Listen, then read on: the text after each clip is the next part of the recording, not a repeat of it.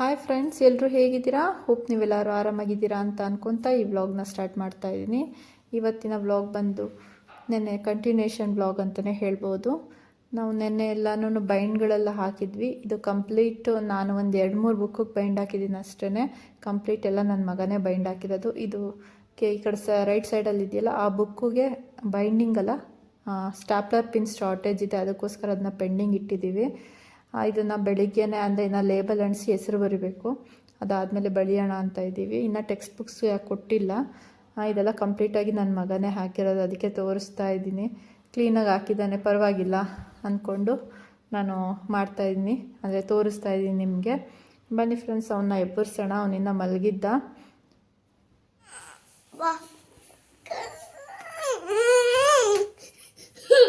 Jaikar Jaikar ಎದೋ time ಆಗಿದೆ, ಎದೋಳಮ್ಮ ಎದೋ. Good morning ಹೇಳು, good morning ಎದೋ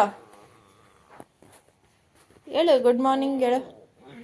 ಎದೋ ಮಗ್ನೆ, ಇವತ್ತು ಫಸ್ಟ್ ಡೇ ಆಫ್ ಸ್ಕೂಲ್ ನಿಂದು.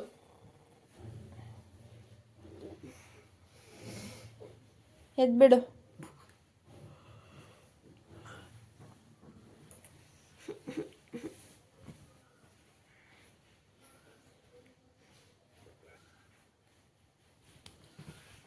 ಎದೋ ಹೇಳು ನೀ ಗುಡ್ ಮಾರ್ನಿಂಗ್ ಅಂತ.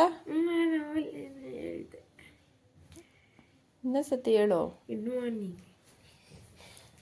ಅದನ್ನ ಮುಚ್ಚಿಬಿಟ್ಟು ಹೇಳಿದ್ರೆ ಯಾರಿಗೆ ಕೇಳಿಸುತ್ತೆ? ಗುಡ್ ಮಾರ್ನಿಂಗ್ ಹೇಳೋ, ಇನ್ನೊಂದ್ಸತಿ ಹೇಳೋ. ಗುಡ್ ಮಾರ್ನಿಂಗ್ ಹೇಳೋ. Good morning. ನಾನು ಮೋಸ್ಟ್ ವಿಡಿಯೋಗಳೆಲ್ಲ ತೋರಿಸಿದ್ದೀನಿ. ಎದ್ದಿದ ತಕ್ಷಣ ಈ ಥರ ಶ್ಲೋಕ ಹೇಳ್ಕೊಡ್ತಾನೆ. ಕರಾಗ್ರೆ ವಸತೆ ಲಕ್ಷ್ಮೀ, ಕರ ಮಧ್ಯೆ ಸರಸ್ವತಿ, ಕರ ಮೂಲೆ ಸ್ಥಿತೆ ಗೌರಿ ಪ್ರಭಾತೆ, ಕರ ದರ್ಶನಂ ಅಂತ ಶ್ಲೋಕಗಳೆಲ್ಲ ಹೇಳ್ಕೊತಾ ಇರ್ತಾನೆ ಅಂತ ಹೇಳಿದ್ದೆ. ಅದಾದಮೇಲೆ ನಾನು ಬೆಳಗ್ಗೆನೇ ಎದ್ದು ಲೇಬಲೆಲ್ಲ ಹೆಸರು ಬರೀತಾ ಇದ್ದೀನಿ. ನಾನು ಹೇಳಿದೆ, ನೀನೇ ಬರ್ಕೊಂಬಿಡು, ದೊಡ್ಡವನಾಗಿದೆಯಲ್ಲ ಅಂತ. ಇಲ್ಲ, ನೀನು ಹ್ಯಾಂಡ್ ರೈಟಿಂಗ್ ಚೆನ್ನಾಗಿದೆ, ನೀನೇ ಬರಿ ಅಂತ ಹೇಳ್ದ. ಅದಕ್ಕೆ ಅವನೆಲ್ಲ ಲೇಬಲೆಲ್ಲ ಅಂಟಿಸ್ಕೊಡ್ತಾ ಇದ್ದ, ಹಾಗೆಯೇ ನಾನು ಬರಿತಾ ಇದ್ದೆ. ಇನ್ನು ಕೆಲವು ಇದ್ದಾವೆ, ಅದಕ್ಕೂ ಕೂಡ ಲೇಬಲ್ ಅಂಟಿಸ್ಬೇಕು. ಈಗ ಸದ್ಯಕ್ಕೆ ಎಷ್ಟು ಬೇಕೋ ಅಷ್ಟು ಮಾತ್ರ ಅಂಟಿಸ್ಬಿಟ್ಟು ಬರಿತಾ ಇದ್ದೀನಿ. ನನ್ನ ಮಗಳು ಬಿ ಕೊಡು ಅಂತವಳೆ. ಬಿ ಅಂತಂದರೆ ಪೆನ್ ಕೊಡು ಅಂತ ಹೇಳ್ತಾ ಇದ್ದಾಳೆ. ಹಾಗೆಯೇ ಇಲ್ಲಿ ನಾನು ಇವತ್ತು ದೋಸೆ ಮತ್ತು ಆಲೂಗಡ್ಡೆ ಪಲ್ಯ ಚಟ್ನಿ ಮಾಡೋಣ ಅಂತ ಇದ್ದೀನಿ. ಇದು ಆಲೂಗಡ್ಡೆ ಪಲ್ಯ ಮಾಡೋದಕ್ಕೆ ತೊಗೊಂಡಿದ್ದೆ.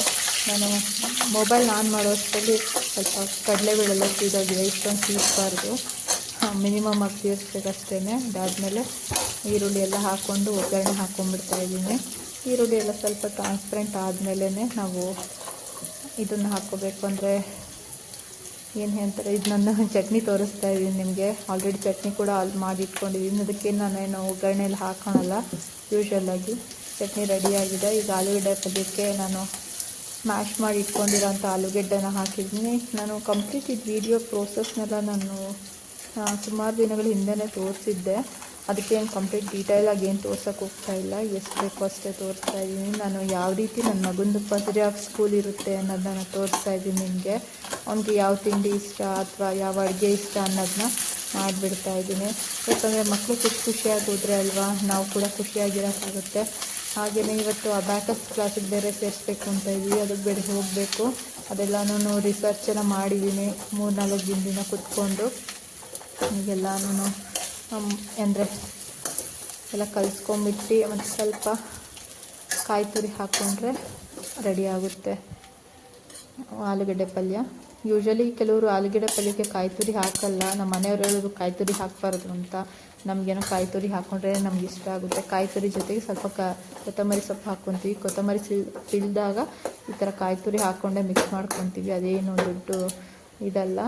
ಅದೇ ಟೈಮ್ಗೆ ನಾನು ಹೆಂಚನ್ನು ಕೂಡ ಕಾಯಕ್ಕೆ ಇಟ್ಕೊಂಡೆ. ಇವನೇನು ಮಾಡ್ತಿದ್ದಾನೆ ಅಂತ ನೋಡೋಣ ಅಂತ ಹೋದೆ. ನಾನು ಐರನ್ ಮಾಡಿಕೊಡ್ತೀನಿ ಅಂತ ಹೇಳಿದ್ದೆ ಜೈಂಕರ್ ಯೂನಿಫಾರ್ಮ್ನ. ಅಷ್ಟರಲ್ಲಿ ಅವನೇ ಕೂತ್ಕೊಂಡು ಐರನ್ ಮಾಡ್ಕೊಂಡ್ಬಿಡ್ತಿದ್ದ. ಶರ್ಟ್ನೆಲ್ಲ ಮಾಡ್ಕೊಂಡಿದ್ದ. ಈಗ ಪ್ಯಾಂಟ್ನು ಕೂಡ ಅಂದರೆ ಚಡ್ಡಿನೂ ಕೂಡ ಮಾಡ್ಕೊತಾ ಇದ್ದ. ನಾನು ಹೇಳ್ಕೊಡ್ತಿದ್ದೆ ಈ ಥರ ಎಲ್ಲ ಐರನ್ ಮಾಡ್ಕೊಳೋದು ಅಂತ ಹೇಳ್ಕೊಡ್ತಾ ಇದ್ದೆ. ನಾನು ತೋರಿಸ್ಕೊಡ್ತೀನಿ ಇವಾಗ ನೋಡಿ. ಹಿಂಗೆ ಇಟ್ಕೊಂಡು ಯಾವ ಥರ ಐರನ್ ಮಾಡೋದು ಅಂತ. ಇದು ಹಿಂಗೆ ಇಟ್ಕೊಂಡು ಇದು ಇವೆರಡೂ ಹಿಂಗೆ ಮಾಡಿದ್ರೆ ನೀಟಾಗಿ ಕುತ್ಕೊಳ್ಳುತ್ತೆ. ಸುಮ್ಮನೆ ದೂರ ಹೋಗಿ ಎಲ್ಲರೂ. ಇವಾಗ ಮಾಡೋದು ನೀಟಾಗಿ ಆಗುತ್ತೆ. ಇದ್ರ ಮೇಲೆ ಮಾಡು, ಇದು ಮಾಡು ಫಸ್ಟು, ಅದು ಕುತ್ಕೊಳ್ಳುತ್ತೆ.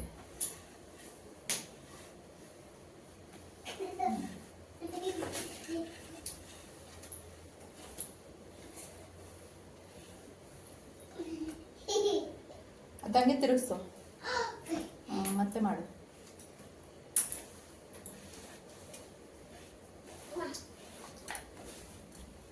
ಮೋಜಿಷ್ಟು ಅಪ್ಪ ತೆಗೀದು ತೆಗೀದು. ಇಲ್ಲಿ ಮಾಡಿಗ, ಇಲ್ಲಿ ಮಾಡಿಗ, ಇಲ್ಲಿ ಮಾಡು. ಹಿಂಗೆ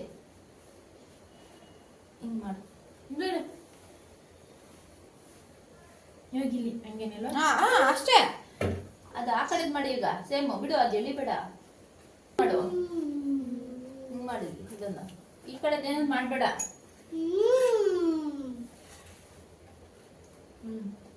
ಮಿಡ್ಸು. ಹಂಗೆ ಬೇಡ, ಅದು ಆಗೋಗೈತೆ. ಮುಗದೆ. ಯಾವುದೇ ವಿಚಾರ ಆಗಲಿ ಅವ್ನು ತೋರಿಸ್ಕೊಳ್ಳೋ ಅಷ್ಟರಲ್ಲಿ ಸಾಕು ಎದ್ದೋಗ್ಬಿಡುತ್ತೆ. ಅವ್ನು ಬೈಂಡ್ ಆಗೋ ವಿಚಾರ ಆಗಲಿ ಅಥವಾ ಐರನ್ ಮಾಡೋ ವಿಚಾರ ಆಗಲಿ ಎಲ್ಲದಕ್ಕೂ ಅದೇ ರೀತಿಯೇ ಆಗುತ್ತೆ. ಅಷ್ಟರಲ್ಲಿ ಇದು ಹೆಂಚು ಕೂಡ ಕಾದಿತ್ತು, ದೋಸೆ ಹಾಕ್ಬಿಡೋಣ ಅಂತ ಬಂದಿದ್ದೀನಿ. ತುಂಬಾ ಸುತ್ತಾಯಿತು. ಬಾಯ್ ಬಾಯ್.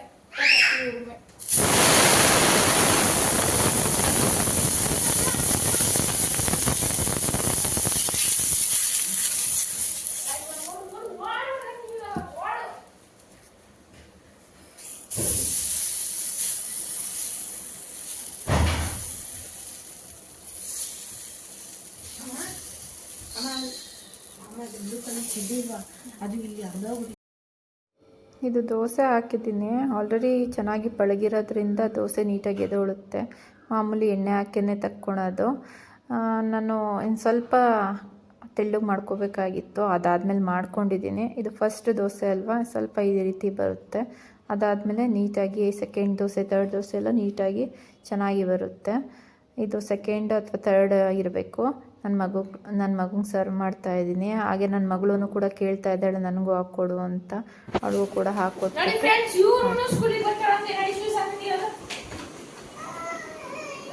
ಹೋಗಿ ಬರ್ತೀಯಮ್ಮ. All the best.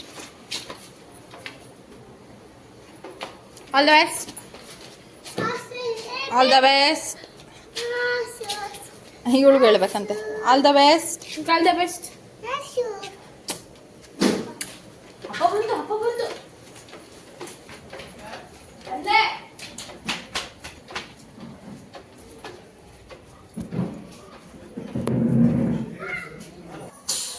ಇದು ಒಂದು ಟಿಪ್ ಅಂತಲೇ ಹೇಳ್ಬೋದು. ನಾವು ಯಾವಾಗಲೂ ಬಸ್ಸಾರು ಮಾಡೋ ಜಾಗದಲ್ಲಿ ಬೇಳೆನ ಸಪ್ರೇಟ್ ಬೇಯಿಸ್ಕೊಂಡು ಮತ್ತು ನುಗ್ಗೆ ಸೊಪ್ಪು ಹಾಕಿದ್ರೆ, ಅಂದರೆ ಬೇಳೆನ ಒಟ್ಟಿಗೆ ಹಾಕ್ಬಿಟ್ಟು ನುಗ್ಗೆ ಸೊಪ್ಪನ್ನ ಬೇಯಿಸ್ಕೊಂಡ್ರೆ ಬೇಳೆ ಬೆಂದಿರಲ್ಲ, ನುಗ್ಗೆ ಸೊಪ್ಪು ಚೆನ್ನಾಗಿ ಬೆಂದ್ಬಿಟ್ಟಿರುತ್ತೆ. ಆದ್ದರಿಂದ ಮೊದಲನೇದಾಗಿ ಫಸ್ಟು ಬೇಳೆನ ಬೇಯಿಸ್ಕೊಂಬಿಡ್ಬೇಕು. ಅದಾದಮೇಲೆ ನುಗ್ಗೆ ಸೊಪ್ಪು ತೊಳೆದಿರೋದನ್ನ ಹಾಕಬೇಕು. ಆವಾಗ ಮತ್ತೆ ಒಂದೇ ಒಂದು ಕೂಗ್ಸಿದ್ರೂ ಚೆನ್ನಾಗಿ ಬೇಯುತ್ತೆ. ಇಲ್ಲಾಂದರೆ ಯಾವುದೇ ಕಾರಣಕ್ಕೂ ಬೇಯಲ್ಲ, ಕಾಳು ಥರನೇ ಹಾಗೇ ಇರುತ್ತೆ. ಸಾಂಬಾರು ಕೂಡ ಚೆನ್ನಾಗಾಗಲ್ಲ. ಬೇಳೆ ಚೆನ್ನಾಗಿ ಬೆಂದಾಗ ಅಷ್ಟೇ ಸಾಂಬಾರು ಚೆನ್ನಾಗಾಗೋದು. ನೀವು ಒಂದ್ಸಲಿ ಟ್ರೈ ಮಾಡಿ ಫ್ರೆಂಡ್ಸ್. ಇದೇನಿಲ್ಲ, ಒಂದು 2 ಸತಿ ಕೂಗಿ ಮಾಡಿದ್ರೆ ಕಂಪ್ಲೀಟಾಗಿ ಬೆಂದ್ಬಿಡುತ್ತೆ. ನೀವು ಒಂದ್ಸಲಿ ಟ್ರೈ ಮಾಡಿ.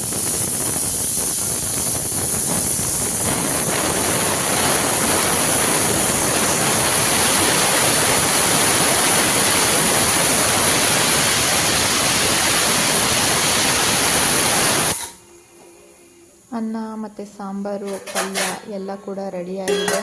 ಈಗ ಅನ್ನ ಆಫ್ ಮಾಡಿದ್ದೀನಿ. ಸಾಂಬಾರು ಕೂಡ ಚೆನ್ನಾಗಿ ಕುದ್ದಿದೆ, ಅದನ್ನು ಕೂಡ ಆಫ್ ಮಾಡಿ ಪಲ್ಯ ಕೂಡ ರೆಡಿ ಮಾಡಿ ಇಟ್ಬಿಟ್ಟಿದ್ದೀನಿ. ಈಗ 3 ರೆಡಿ ಆಗಿಬಿಟ್ಟಿದೆ. ನಮ್ಮ ಮಧ್ಯಾಹ್ನದ ಅಡುಗೆ ಇದು ಮುಗಿದಿದೆ. ಈ ಥರ ಕಾಸ್ಟ್ ಐರನ್ನ ಯಾವ ರೀತಿ ಮೇಂಟೈನ್ ಮಾಡೋದು ಅನ್ನೋದನ್ನ ನಾನು ನಿಮ್ಮ ಜೊತೆ ಶೇರ್ ಮಾಡ್ತೀನಿ. ಇದೊಂದು ಟಿಪ್ಪೆ ಅಂತಲೇ ಹೇಳ್ಬೋದು.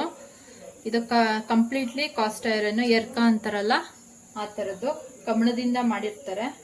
ಅದು ಕಬ್ಬಿಣದಿಂದ ಪ್ರೋಸೆಸ್ ಮಾಡಿರೋ ಅಂಥದ್ದು ಎರ್ಕದ್ದು ಅಂತ.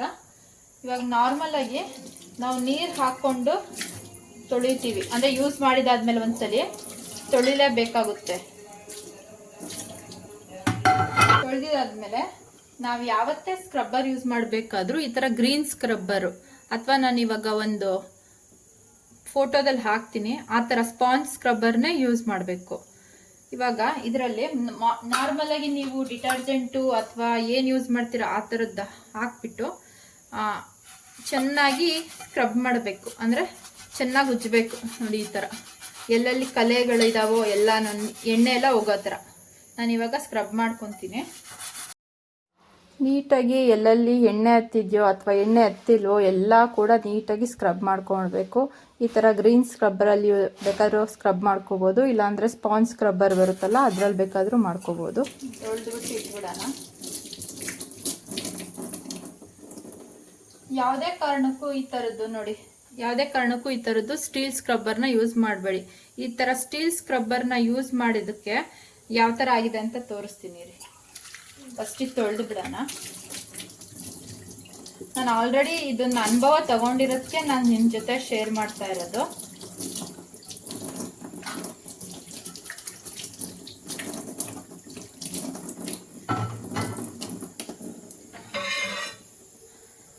ನೋಡಿ, ಸ್ಟೀಲ್ ಸ್ಕ್ರಬ್ಬರ್ ಯೂಸ್ ಮಾಡಿರೋದಕ್ಕೆ ಸೈಡೆಲ್ಲ ಯಾವ ಥರ ಆಗ್ಬಿಟ್ಟಿದೆ. ಇದು ಕೂಡ ನೋಡಿ, ಹ್ಯಾಂಡ್ಲು ಕೂಡ ಆ ಥರ ಆಗಿದೆ. ಅಂದರೆ ಇದು ವರ್ಕ್ ಆಗ್ತಿದೆ. ನಾನು ಇದರಲ್ಲೇ ಚಪಾತಿ ರೊಟ್ಟಿ ಎಲ್ಲ ಮಾಡೋದು.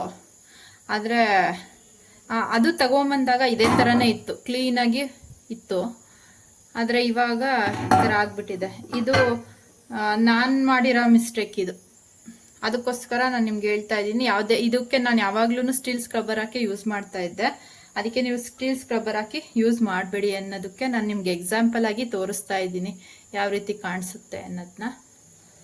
ಅದಕ್ಕೆ ಯಾವಾಗಲೇ ನೀವು ಯೂಸ್ ಮಾಡ್ಬೇಕಾರೆ ಅಂದ್ರೂ ಸ್ವಲ್ಪ ಸ್ಟೀಲ್ ಸ್ಕ್ರಬ್ಬರ್ನ ಈ ಎರ್ಕದ್ದು ಪಾತ್ರೆಗಳಿಗೆ, ರೊಟ್ಟಿ ಹೆಂಚು ಅಥವಾ ಯಾವುದೇ ಇದಂತ ಅಲ್ಲ, ನೀವು ಯಾವ್ಯಾವ ಪಾತ್ರೆದು ಎರ್ಕದ್ದು ಅಥವಾ ಕಬ್ಬಿಣದ್ದು ಯೂಸ್ ಮಾಡ್ತೀರೋ ಯಾವುದಕ್ಕೂ ಸ್ಟೀಲ್ ಸ್ಕ್ರಬ್ಬರ್ನ ಯೂಸ್ ಮಾಡಬೇಡಿ.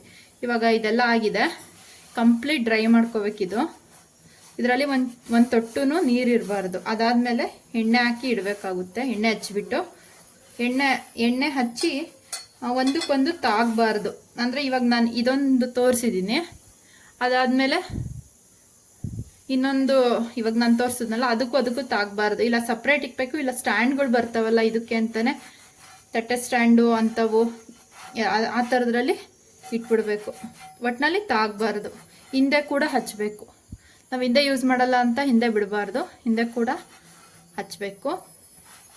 ಹಾಗೆಲ್ಲ ಕಂಪ್ಲೀಟಾಗಿ ಡ್ರೈ ಮಾಡ್ಕೊಂಡಿದ್ದೀನಿ. ಕೈಯಲ್ಲಿ ಇರೋದು ಕೂಡ ತಾಗಬಾರ್ದು ಎಣ್ಣೆ. ಒಟ್ಟಿನಲ್ಲಿ ಕಂಪ್ಲೀಟಾಗಿ ಡ್ರೈ ಇರಬೇಕು ಇದು. ನೋಡಿ, ಇಷ್ಟು ನೀರಿತ್ತು, ಎಲ್ಲನೂ ಒರೆಸ್ಕೊಂಡಿದ್ದೀನಿ. ಈಗ ಹ್ಯಾಂಡಲ್ಲು ಕೂಡ ಒರೆಸ್ಕೋಬೇಕು ನೀಟಾಗಿ. ಇದು ಯೂಸ್ ಮಾಡೋದಷ್ಟೇ ಅಲ್ಲ, ಮೇಂಟೈನ್ ಮಾಡೋದು ಕೂಡ ಅಷ್ಟೇ ನೀವು ಪ್ರಿಫರೆನ್ಸ್ನ ಕೊಡಬೇಕಾಗುತ್ತೆ. ಈಗ ಇದು ರೆಡಿಯಾಗಿದೆ. ಇದಕ್ಕೆ ನಾನು ಯಾವ ರೀತಿ ಎಣ್ಣೆ ಹಚ್ಬೋದು ಅಂತ ತೋರಿಸ್ತೀನಿ ನಿಮಗೆ. ನೋಡಿ, ನಾನು ಕೆಳಗೆ ಇಡ್ತಾ ಇಲ್ಲ.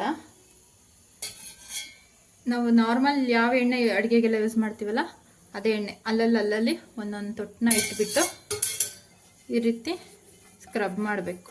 ಮೂಲೆಗೂ ಹೋಗೋ ಥರನೇ ಸ್ಕ್ರಬ್ ಮಾಡಬೇಕು. ಇವತ್ತು ನಾನು ಯೂಸ್ ಮಾಡ್ತಿರೋದು ಇದು ಸೆಕೆಂಡ್ ಟೈಮು. ಇದು ನಾನು ಜಾತ್ರೆಯಲ್ಲಿ ತಗೊಂಡಿದ್ದು. ನಾನು ಹರಳೂರು ಜಾತ್ರೆ ಅಂತ ವಿಡಿಯೋ ಹಾಕಿದ್ದೀನಲ್ಲ ಅದರಲ್ಲಿ ತಗೊಂಡಿರೋದು. ಇದು ತುಂಬಾ ಚೆನ್ನಾಗಿ ವರ್ಕ್ ಆಗ್ತಾ ಇದೆ ನನಗೆ. ಇದು ಹಳೆ ಕಾಲದಲ್ಲಿ ಅಜ್ಜಿ ಇದೀರೆಲ್ಲ ಇದೇ ಥರದ್ದೇ ಯೂಸ್ ಮಾಡ್ತಿದ್ದಿದ್ದು. ಅಂದರೆ ನಾವು ಏನೇ ಮಾಡಿದ್ರು ಹಳೆ ಕಾಲದಕ್ಕೆ ಮತ್ತೆ ಹೋಗ್ತಾ ಇದ್ದೀವಿ ಗ್ರ್ಯಾಜುಯಲಿ. ನಾನು ಈಗಿನ ಟ್ರೆಂಡ್ ಇದೆಯಲ್ಲ ನಾನ್ ಸ್ಟಿಕ್ಕು ಅದೆಲ್ಲನೂ ಯೂಸ್ ಮಾಡ್ತಾ ಇಲ್ಲ. ಸ್ವಲ್ಪ ನಾನ್ ಸ್ಟಿಕ್ ಯೂಸ್ ಮಾಡಿದ್ರೆ ಆರೋಗ್ಯಕ್ಕೆ ಒಳ್ಳೆಯದಲ್ಲ ಅಂತ ನಾನು ಯೂಸ್ ಮಾಡ್ತಾ ಇಲ್ಲ. ಗ್ರ್ಯಾಜುಯಲಿ ನಮ್ಮ ಮನೇಲಿ ಯಾವ್ಯಾವುದು ಪಾತ್ರೆಗಳಿದೆಯೋ ನಾನ್ ಸ್ಟಿಕ್ ಎಲ್ಲ ತೆಗೆದುಬಿಟ್ಟಿದ್ದೀನಿ. ಇವನ್ ಸ್ಪೂನು ತವಾದಿಂದನೂ ತೆಗೆದುಬಿಟ್ಟಿದ್ದೀನಿ. ಈಗ ಇದೆಲ್ಲನೂ ನೀಟಾಗಿ ಸ್ಕ್ರಬ್ ಮಾಡಿ ಇಟ್ಟಿದ್ದೀನಿ. ಹಿಂದೆ ಕೂಡ ಅದೇ ಥರನೇ ಮಾಡ್ಕೊತೀನಿ.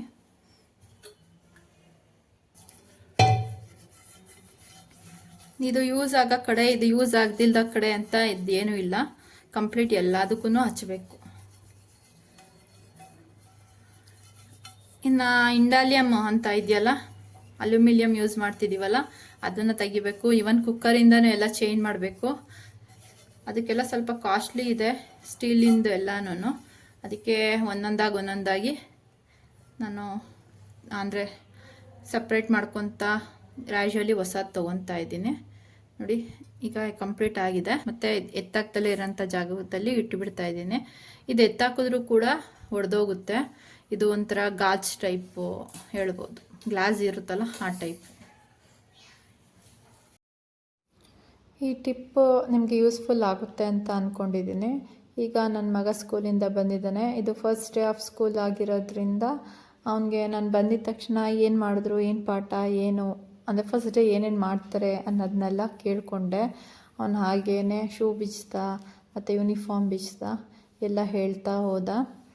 ಯೂಶ್ವಲಾಗಿ ನಮ್ಮ ಮನೆ ಬಟ್ಟೆಗಳು ಬಿದ್ದೇ ಇರುತ್ತೆ ಎಲ್ಲಂದ್ರಲ್ಲೇ. ಸ್ವಲ್ಪ ಕ್ಲೀನ್ ಮಾಡೋದಿದೆ, ಕ್ಲೀನ್ ಮಾಡ್ಕೋಬೇಕು. ಹಾಗೇ ಅವ್ನಿಗೆ ಅಬ್ಯಾಕಸ್ಗೆಲ್ಲ ಸೇರಿಸ್ಬೇಕು ಅಂತ ಇದ್ದೀವಿ. ಅದ್ರ ಬಗ್ಗೆ ಕೂಡ ಮಾತಾಡ್ತಾ ಇದ್ವಿ. ಮಾತಾಡ್ತಾ ಇವತ್ತು ಫಸ್ಟ್ ಪೀರಿಯಡ್ ಏನಾಯಿತು, ಕನ್ನಡ ಪೀರಿಯಡು, ಇಂಗ್ಲೀಷ್ ಪೀರಿಯಡು ಎಲ್ಲದನ್ನೂ ಕೇಳ್ಕೊತಾ ಇದ್ದೆ. ಅದಾದಮೇಲೆ ಯೂಶ್ವಲಾಗಿ ಅವನು ಕಾಫಿ ಅಥವಾ ಟೀ ಕುಡಿತಾನೆ, ಕಾಫಿ ಅಥವಾ ಹಾಲು ಕುಡಿತಾನೆ. ಅದನ್ನ ಕೇಳ್ಕೊತ ಏನು ಕುಡಿತೀಯಾ, ಏನು ಮಾಡ್ತೀಯಾ ಅಂತ ಕೇಳ್ಕೊತ ಅವನಿಗೆ ಕೈಕಾಲು ತೊಳ್ಸೋದಕ್ಕೆ ಕಳಿಸ್ದೆ. ಯೂಶ್ವಲಿ ಅವ್ನು ಕೈಕಾಲು ತೊಳ್ಕೊಂಬಂದು ಬರೋ ಅಷ್ಟರಲ್ಲಿ ನಾನು ಕಾಫಿ ಅಥವಾ ಹಾಲು, ಸ್ವಲ್ಪ ಬಿಸ್ಕೆಟ್ಸ್ ಎಲ್ಲ ರೆಡಿ ಮಾಡಿ ಇಡ್ತೀನಿ. ಇವತ್ತು ಸ್ವಲ್ಪ ಹೊರಗಡೆ ಹೋಗೋದಿದೆ, ಆ ಬ್ಯಾಕಸ್ ಎಲ್ಲ ನೋಡ್ಕೊಂಬರೋದು ಕೇಳ್ಕೊಂಬರೋದಕ್ಕೆ ಹೋಗೋಣ ಅಂತ ಹೊರಡ್ತಾ ಇದ್ದೀವಿ. ನನ್ನ ಮಗಳು ಬಂದು ಇದು ಮಾಡಿದ್ಲು. ಈಗ ಅವ್ನು ಕೂತ್ಕೊಂಡಿದ್ದಾನೆ ಸಂಜೆ ಹೊತ್ತು ಧ್ಯಾನಕ್ಕೆ. ಅವನು ಬೆಳಗ್ಗೆ ಒಂದ್ಸಲಿ ಸಂಜೆ ಒಂದ್ಸಲಿ ಪರ್ಫೆಕ್ಟಾಗಿ ಒಂದು 10 ಮಿನಿಟ್ಸ್ ಕೂತ್ಕೊಳ್ಳೇಬೇಕು ಅಂತ ನಾವು ಆರ್ಡ್ರ್ ಮಾಡೋದ್ರಿಂದ ಕೂತ್ಕೊಂಡಿದ್ದಾನೆ. ನಾನು ಶೂಟ್ ಮಾಡ್ತಿರೋದು ಕೂಡ ಅವನಿಗೆ ಜ್ಞಾನ ಇಲ್ಲ, ಅಷ್ಟು ಡೀಪಾಗಿ ಕೂತ್ಕೊಂಡಿದ್ದ. ಅದೊಂದು ಶೂಟ್ ಮಾಡ್ಕೊಂಡಿದ್ದೀನಿ. ಅವ್ನಿಗೆ ಗೊತ್ತಿಲ್ಲದಲ್ಲೇ ಶೂಟ್ ಮಾಡಿರೋ ಅಂಥದ್ದು ಇದು. ಯೂಶ್ವಲಾಗಿ ಕೈಕಾಲು ತೊಳೆದಿದ್ದ ತಕ್ಷಣ ದೇವ್ರ ಮುಂದೆ ಕೂತ್ಕೊಂಡು ಈ ಥರ ನಮಸ್ಕಾರ ಮಾಡೋದು ಒಂದು ರೆಗ್ಯುಲರ್ ಡ್ಯೂಟಿ ಆಗಿರುತ್ತೆ. ಇಷ್ಟಾಗಿತ್ತು ಫ್ರೆಂಡ್ಸ್ ಇವತ್ತಿನ vlog. Thank you for watching.